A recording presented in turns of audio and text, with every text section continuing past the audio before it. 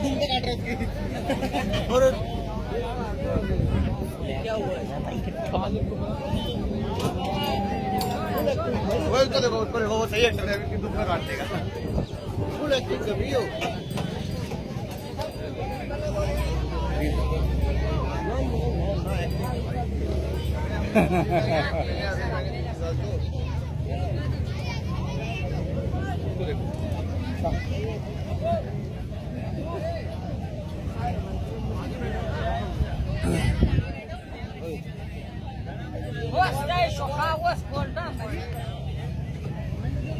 चुम्मी ले उठेगी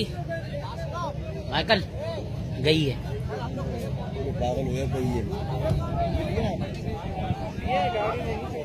हाँ ये पिछली बार कुछ जानवर की हरकतें कर देते वो व्यापारी तो बैठ गया चलो देख लेते हैं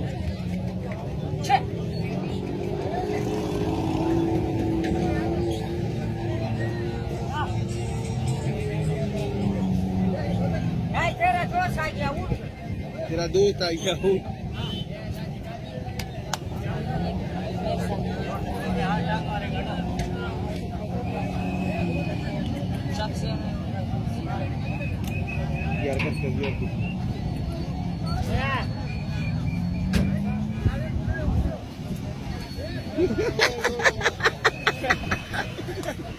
and he's trying to create a love story.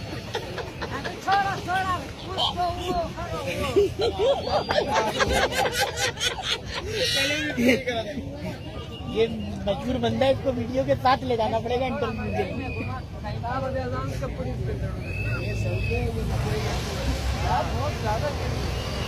भाई सही है ये